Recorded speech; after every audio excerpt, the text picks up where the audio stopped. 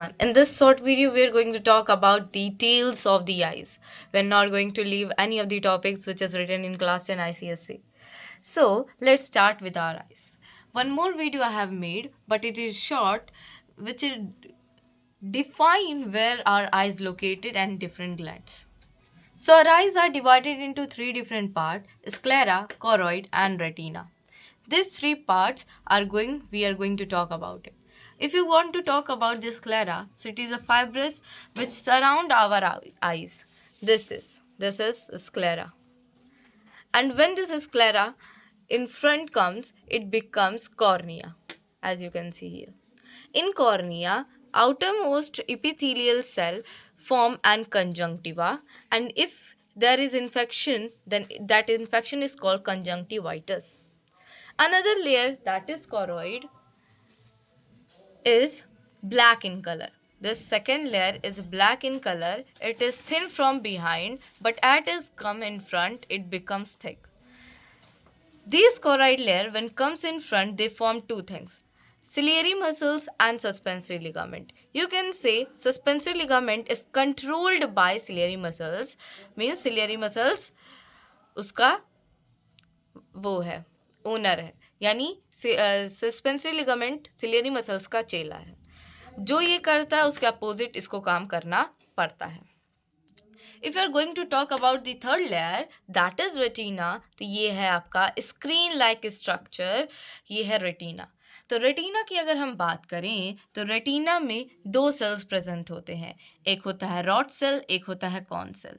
Rod cell हमारे light की intensity को पता करने का हेल्प करता है, वहीं कॉन सेल हमारे कलर, जो भी लाइट आ रहा है उसका क्या कलर है उसको पता करने का काम करता है। वहीं हम बात करें रेड रॉड सेल में कौन सी प्रोटीन पाई जाती है उसको बोलते हैं रोडोप्सिन, वहीं कॉन सेल में आयोडोप्सिन पाया जाता है जिसको विजुअल वायलेट भी कहा जाता है। तो हमारे रेटिना में ही एक ऐसा पॉइंट आता है जहाँ रॉड सेल होता ही नहीं है, ठीक है, वहाँ पे भर भर के केवल कॉन सेल प्रेजेंट होते हैं। उसी स्पॉट को येलो स्पॉट कहते हैं। वहीं अगर बात करें एक और स्पॉट जहाँ रॉड और कॉन दोनों एब्सेंट होते हैं, वहाँ पे कोई इमेज नहीं बनती, उसको बोलते हैं ब्लैक स्पॉट। और पीछे जाके ये बनता है हमारा ऑप्टिक नर्व जो हमारे ब्रेन को कनेक्ट करता है। अगर हम बात करें आगे की कुछ और पार्ट की, तो आपको पता है सस्पेंसरी लिगामेंट सिलियरी मसल्स का चेला है। तो सिलियरी मसल्स इसको जो भी काम देगा उसको उसके जो ये काम करे उसके अपोजिट काम करना पड़ता है।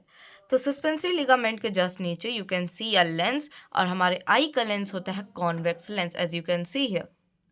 आगे की तरफ जाएं तो यहाँ पे प्यूपिल है, प्यूपिल जहाँ से लाइट एंट्री मारती है हमारे आँख में, और प्यूपिल के अगल बगल हमारा आइरिस है which is a colourful part of our eyes. किसी का अगर आइज ब्लू कलर है तो ये आइरिस ही केवल कलर है और बाकी सबका प्रेजेंट है।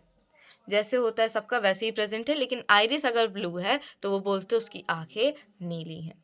वहीं अगर हम बात करें थोड़ी सी details of the choroid layer, this is second one, तो ये क्वेश्चन आता है एग्जाम में, क्यों कोरॉइड लेयर ब्लैक कलर का होता है? स्क्लेरा वाइट कलर का होता है, लेकिन कोरॉइड क्यों ब्लैक कलर का होता है? पहली बात तो ब्लैक कलर इसलिए होता है क्योंकि वहाँ पे ढेर सारे मेलेलिन प्रेजेंट होते हैं जो कि एक ब्लैक पिगमेंट है।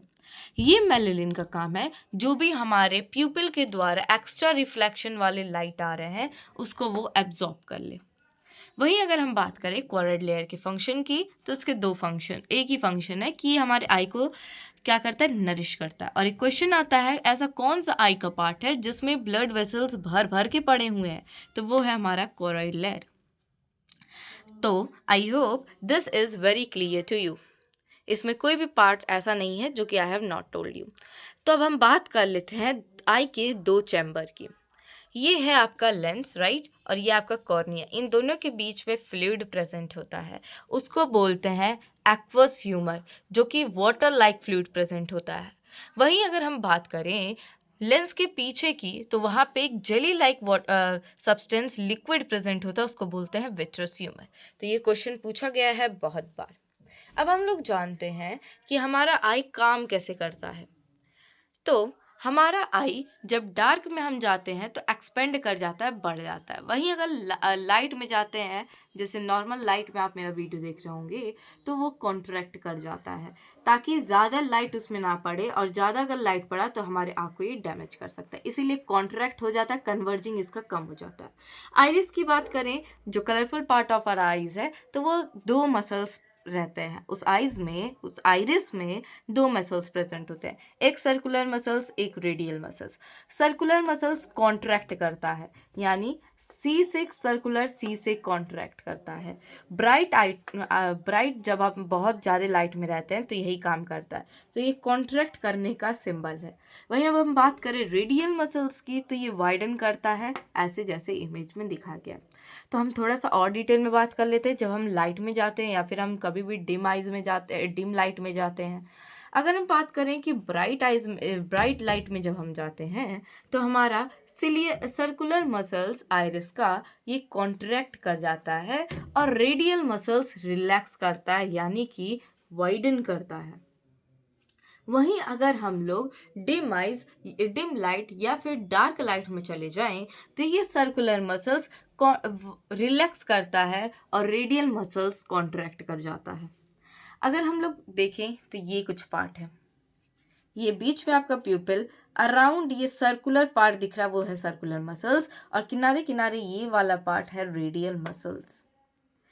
तो अब अगर आप देखो, अगर आप दूर का ऑब्जेक्ट देख रहे हो ब्राइट में ही, दूर का ऑब्जेक्ट, तो हमारा लेंस कुछ ऐसे थिन हो जाता है, स्ट्रेच कर लेता है खुद को, ठीक है। इस समय जब ये स्ट्रेच करता है तो कन्वर्जिंग कम हो जाता है, जब थिकनेस कम होता है, यानी जब थिन हो जाता है तो थिकनेस कम, और थिकनेस कम होता है तो कन्वर्ज करता है। जब ये कॉन्ट्रैक्ट मतलब वो करता है, अपने आप को थिन करता है, अपने थिकनेस को कम करता है, तो फिर इसमें ये करता है कि डायरेक्ट आपका जो लाइट आ रहा है उसका इमेज डायरेक्टली आपका येलो स्पॉट पे बने, जिस पे गुड विजन बोला जाता है। I hope it is very clear to you. Stretch muscle इस लेंस में, जब स्ट्रेच आपका लेंस होता है तो सस्पेंसरी लिगामेंट स्ट्रेच करता है, दिस सस्पेंसरी लिगामेंट स्ट्रेच करता है और सिलियरी मसल्स रिलैक्स करता है। वहीं अगर डिम में चले जाओ और अंधेरे में चले जाओ तो ये सिलियरी मसल्स स्ट्रेच करता है और सस्पेंसरी लिगामेंट रिलैक्स करता है। So I hope this is very clear to you. अगर हम लोग बात कर रहे हैं फार की, तो हमेशा समझो फार मतलब 6 मीटर से ज़्यादा, और नियर की बात करें तो 6 मीटर से कम। तो यही है पूरा details of the eyes. So I hope this is very clear to you. In just 7 minutes you have completed these all eyes structure function very easily and very effectively. So I hope if you like this video, don't forget to like, share and subscribe.